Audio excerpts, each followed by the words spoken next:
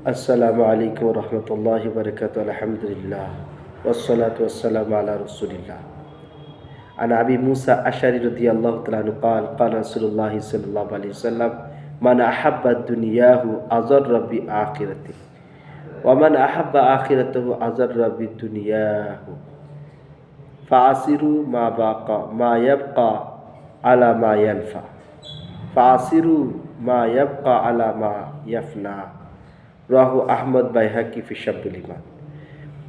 এই হাদিসটা তিনটি হাদিসের কিতাবের মধ্যে এসেছে, মুসনাদ আহমদ, বাইহাকি শরীফ এবং শাব্বুল ঈমান।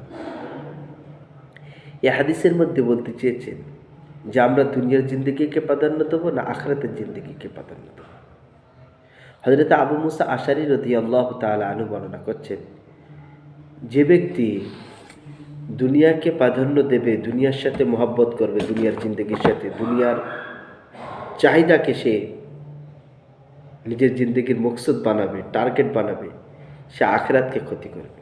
যে দুনিয়ার জিন্দগিকে প্রাধান্য দেবে সে আখিরাতকে ক্ষতি করবে।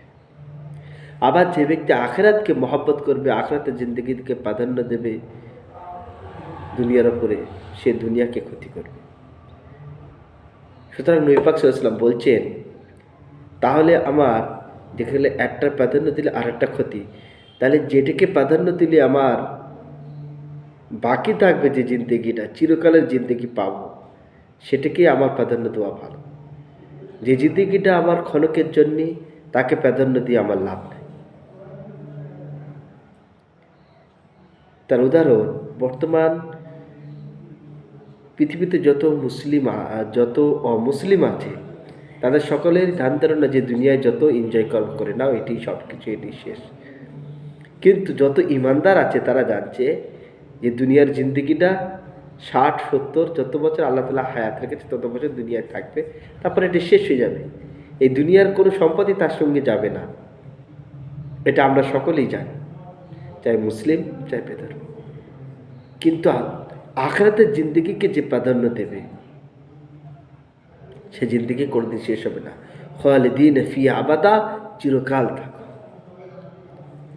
ওই জন্য একজন মুমিনের বিশ্বাস যে দুনিয়ার জিন্দগি যতদিন আমরা 60 বছর 70 বছরটাই পাই আল্লাহর তরফ থেকে, এই জিন্দগিটা শেষ হয়ে যাবে। এর যত চাওয়া পাওয়া, যার পেছনে আমরা দৌড়চ্ছি, এটা আমরা একটা সময় কি আমরা আর ইউজলেস হয়ে যাব, আমরা আর ব্যবহার করতে পারবো না। যেরকম দেখেন, আমরা অনেক মেহনত করে গাড়ি বাড়ি করেছি, মানুষের সুগার এসে অনেক জিনিস খাওয়া থেকে বঞ্চিত করে দিয়েছে। তাহলে কষ্ট করে যে কামালাম সেগুলোকে খাতে পারলাম না তো। ঠিক এরকমভাবে মানুষ সুন্দর ঘর করেছে, কিন্তু তার জিন্দগি কেটে গেল হসপিটালে। তাহলে যে মেহনত পরিশ্রম করে দুনিয়ার জিন্দগি, দুনিয়ার পিছনে দৌড়িয়ে যে ঘর করেছিলাম, কোটি কোটি টাকা সম্পদ করেছি, 60 বছরে মারা গেল, সব সম্পত্তি থেকে গেল। তাহলে বোঝা গেল যে দুনিয়ার পিছনে মেহনত করা, দুনিয়ার জিন্দগিটা দুনিয়ায় থেকে যাবে, এই জিন্দগিটাকে প্রাধান্য দেওয়া মানে বোকামি। কিন্তু আপনি না খেয়ে না দিয়ে আপনার ইমানকে হেফাজত করেছেন, শিরিক মুক্তি ইমান রেখেছেন, আখিরাতকে আপনি মহব্বত করেছেন, আখিরাতের জিন্দগিতে প্রস্তুতি নিয়েছেন যে কোরআন শরীফ পড়লে, কোরআনে কিছু কিছু সূরা পড়লে কবরে আযাব হবে না, কোরআনের আমল, ফরজ আহকামে পাবন্দি, গুনাহ থেকে আপনি বেঁচেছেন, তাহলে আপনার মৃত্যুর পর যে জিন্দগি আসে, সে জিন্দগি চির আরামের জিন্দগি। সেখানে আল্লাহ তাআলা দিয়েছেন, খাদ্য রেখেছেন, যে খাদ্য শেষ হবে না, যার ডেলিকিস এতই সুস্বাদু যে যত খাবেন তত বাড়বে। আপনি ফল একই রকম দেখবেন, কিন্তু তার স্বাদ অন্যরকম হবে। অউতুবি মুতাশাবিহা, যে বলবে জান্নাতি এমন ফল খাবে যে ফল তো একটু আগে দিয়েছেন, বলে না এই ফলের স্বাদ আলাদা, একটু চেখে দেখবেন যে স্বাদ আলাদা। ওই জন্যে আখিরাতের জিন্দগি শেষ হবে না, অনন্তকালের জিন্দগি। সবারই বয়স 33 বছর হবে, 60 হাত লম্বা হবে, 7 হাত বডি চওড়া হবে।